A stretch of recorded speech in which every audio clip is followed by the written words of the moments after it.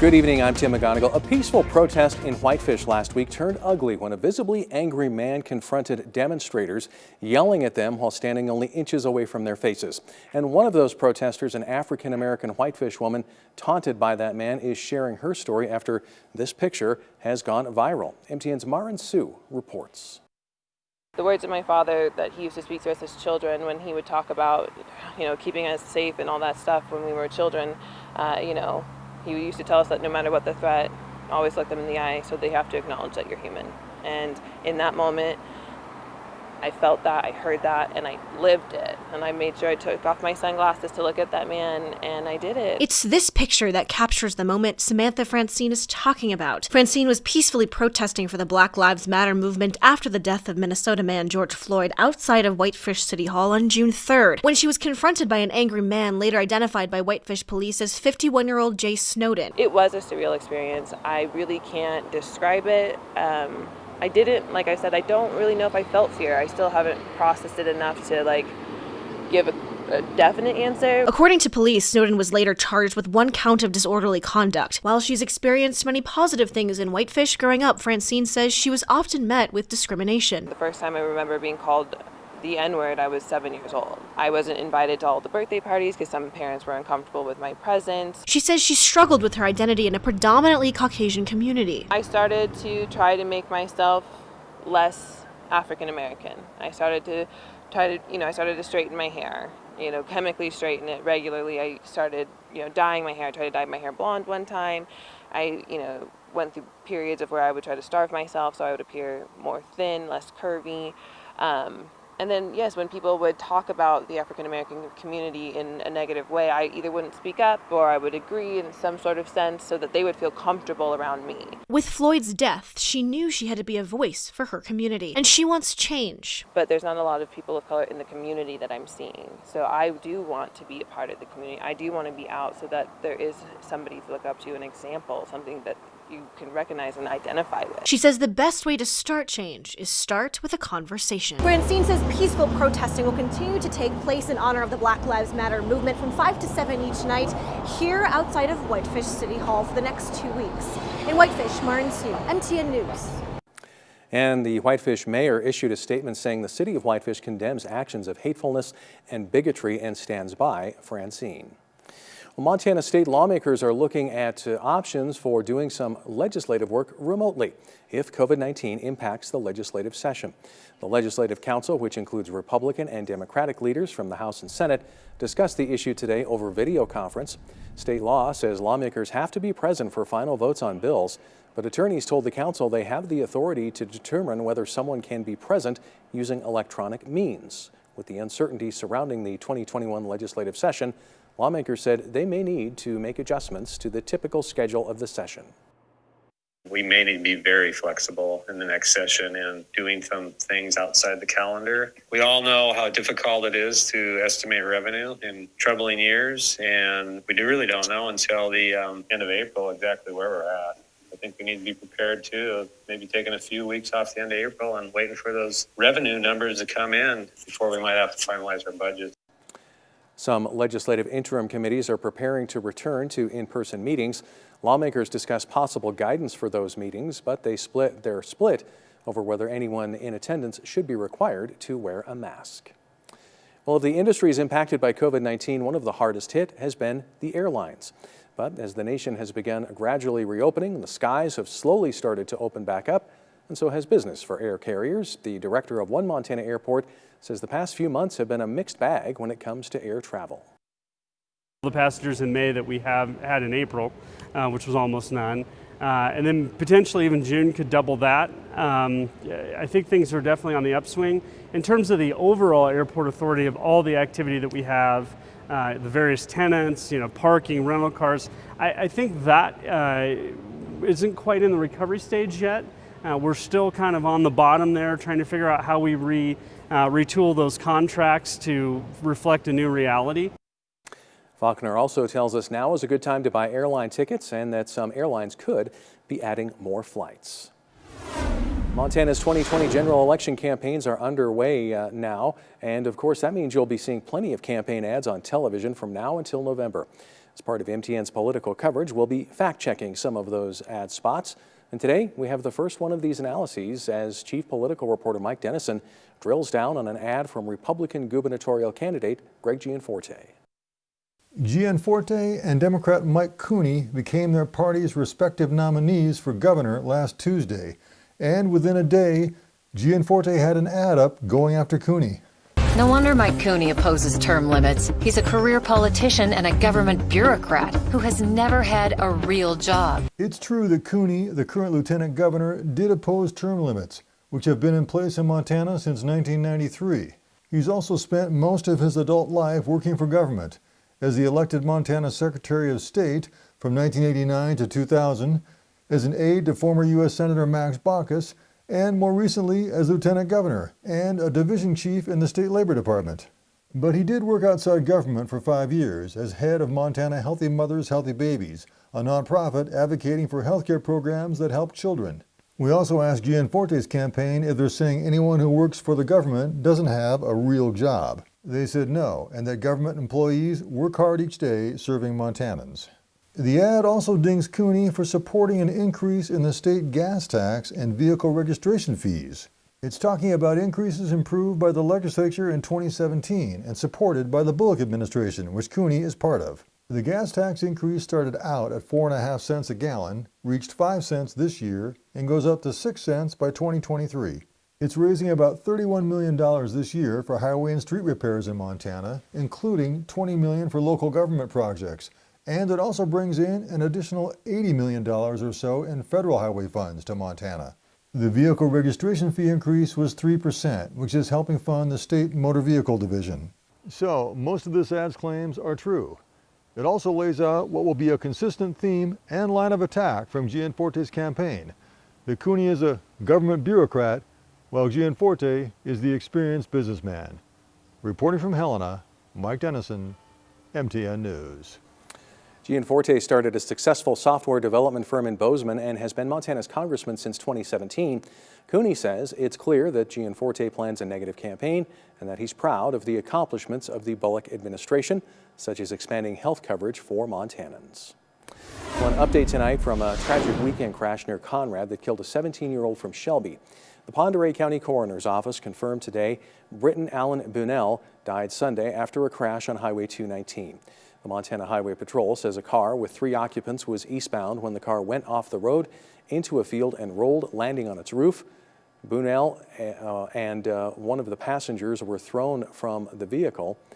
Both passengers were taken to a nearby hospital with unspecified injuries.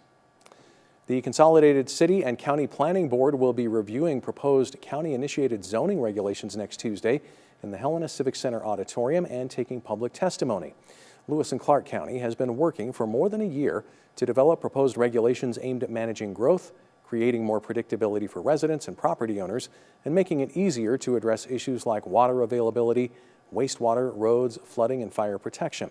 Attendees of the planning meeting are asked to maintain social distancing and wear a mask while attending that meeting. The county has been working with public health to make sure it's safe while allowing everyone to be able to participate in the process that wants to. We also, in recognition of some folks that simply may not feel comfortable yet coming out of their home and coming to a large meeting like this, we will have a Zoom platform set up for this meeting for folks to be able to participate electronically.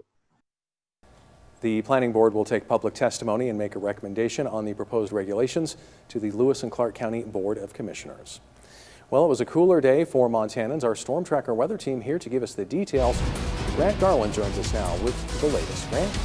All right, well, you're exactly right, Tim, and especially waking up this morning. I mean, did you feel the cool air? It was 39 degrees where we typically are looking at temperatures around 45. And in fact, we almost broke the record. It was cold around 1950 when it was only 36 degrees, 3 degrees cooler. That was also the year that the comic book strip Peanut was out on the newspaper. I know my grandma loves to look at those.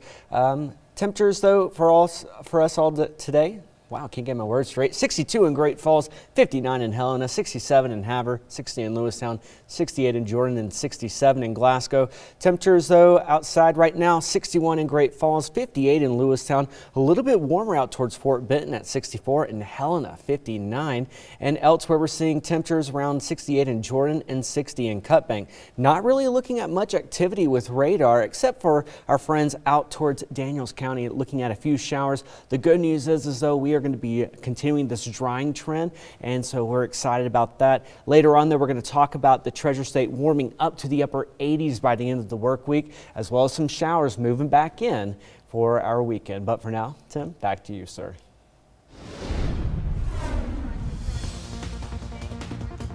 Thanks, Grant. Well, art is blooming in downtown Great Falls. I'm HELENA Middendorf, and I'll have more on this story next.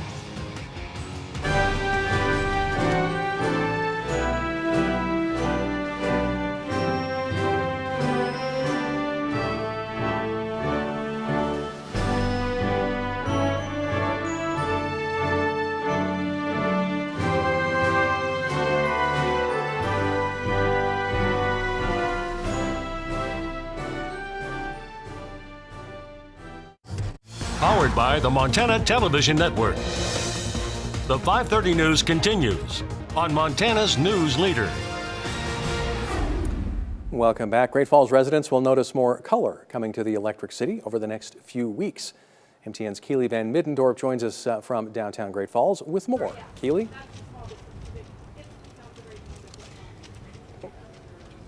That's right, Tim. I'm here on the corner of 4th Street South and Central Avenue, and I'm joined with Kim Skornagowski.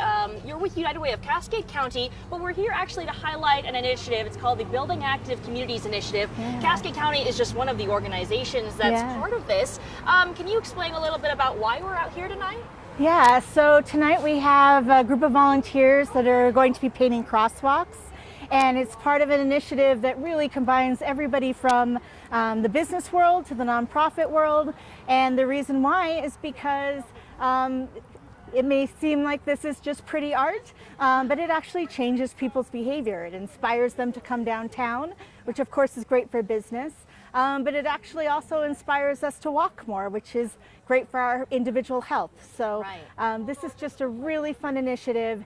And ever since we started 3 years ago, we have just had person after person jumping in to help out. That is wonderful. I know, like we mentioned, a number of organizations have teamed up together for Baki. This is the 3rd year, and you guys are going to be using some stencils tonight to paint some flowers on crosswalks. Now, in years prior, we've had fish, we've had some music notes, and this just adds a little bit of summer fun to the downtown area. And if I remember correctly as well, studies show that crosswalks are actually safer as well when they have a little bit of that touch of color. Yeah, because what happens is traffic slows down because they're trying to look at what's going on. Right. And so that also encourages people to walk more if they feel like they can walk safely. Sure. So, I mean, it just really is such a fun project. That's wonderful. So these guys are going to be out here on the corner of 4th Street South and Central for the rest of the evening working on this. They're going to be out here again next week as well. So if anybody's interested in volunteering, get in touch with Kim and she can set you up. That's all that we have time for out here. We'll send it back to you in the studio. These are some beautiful paintings on the street. We're going to be warming up to the 70s tomorrow and into the upper 80s by Friday. I will have your full 7-day forecast coming up after this break. Thanks. Welcome back, everyone. I hope that you have had a fantastic Tuesday. It has been a little bit cooler, so if you're someone like me who loves the cooler weather, I had my windows open with the fan blowing. It felt amazing last night. Great Falls temperatures right now 61 degrees, out towards Helena just a little bit cooler at 59, and Lewistown 58, and down towards Fort Benton 64 degrees. Now, right now we are seeing temperatures elsewhere around 65 degrees in Havre. If you go on out to Cutbank, a little bit cooler at 60 degrees, 57 in Kalispell, where I think that they have a Krispy Kreme's donuts. That's always good. 68 in Jordan and 67 in Glasgow. Now for Helena, today we did see temperatures get up to around 61 degrees. The average is 13 degrees warmer at 74. The record, though, set back in 2015 at 95 degrees. Also the year that James Spader took on the Avengers as Ultron in the second Avengers movie. Way to go. Well, high pressure, why we're seeing the weather that we are, it's because it's high pressure that's really built in over Oregon and Idaho, and we're having this kind of westerly, northwesterly flow, and that has allowed some of the clouds to build into the area, as well as see just a few sprinkles out and about. But right now we aren't seeing much activity except for those in around Valley and Daniel County. We're seeing that rain that has actually been tapering off over the last few hours, and also down towards Helena, just maybe a few light sprinkles, but we should stay mostly dry, and here's why. As we go throughout the night, high pressure continues to build in and actually kind of strengthens a little. As it does so, we could see maybe a few clouds making their way in. I think that the showers will stay west of our area. As we head though on into tomorrow, high pressure builds. We're going to be looking at a partly sunny day. For a lot of us, it will be really nice and dry for the most part. We could see an afternoon shower between 4 and 6 p.m., but I think that will stay mostly dry. Then as we head into Thursday morning, we're going to have a cold front that tries to make its way down towards the Treasure State, and as it does so, the high pressure kind of moves on down towards the south, and we could be looking at a few clouds out and about, and this is around, again, 5 p.m. on Thursday. As far as our winds are concerned, well, we are going to be looking at a breezy night for some of us, 20 to 30 mile per hour wind gusts in Cut Bank, 10 to 20 in Great Falls, as well as Helena and Lewistown and Havre. Continuing throughout the morning, it could be breezy at times for those in Helena, 20 to 30 mile per hour winds, 30 to 40 in Cut Bank. Head on out to Glasgow, 10 to 20 as well as in Jordan. And then by around 11 a.m., we're going to be looking at 20 to 30 in Great Falls, 30 to 40 in Cut Bank, and 10 to 20 in Glasgow. And we're going to continue to see kind of our winds picking up and dying down as we head throughout the next 24 hours. The big news is that hot temperatures are on the way. We've had our fun with the cooler temperatures now. By Friday, 89 degrees. We're going to be warming up 85 on Saturday. So I hope that you like the warmer weather. It is on its way. I've got the AC running. It's all ready. You can always follow me on social media, though, on Facebook, meteorologist Grant Garland, and you can always download those free KRTV as well as KXLH apps. That way you can always stay weather aware. Now, as we head throughout the next 12 hours here in Great Falls, by 9 p.m. 54 degrees, by 3 a.m. 48, and for our friends in Helena by 12 a.m. 54 degrees with mostly cloudy skies. What can we be expecting as we head throughout the next couple of days? Well, not only will temperatures warm, but our winds will pick up on Saturday for a chance for scattered showers and thunderstorms on Sunday. Monday, looking at mostly cloudy skies. And then for our friends in Helena, we're going to be looking at a better chance for scattered showers and thunderstorms starting on Saturday. Tim? What does the immediate future hold for Big Sky Conference football? UM leaders address Grizzly fans' concerns. Powered by the Montana Television Network.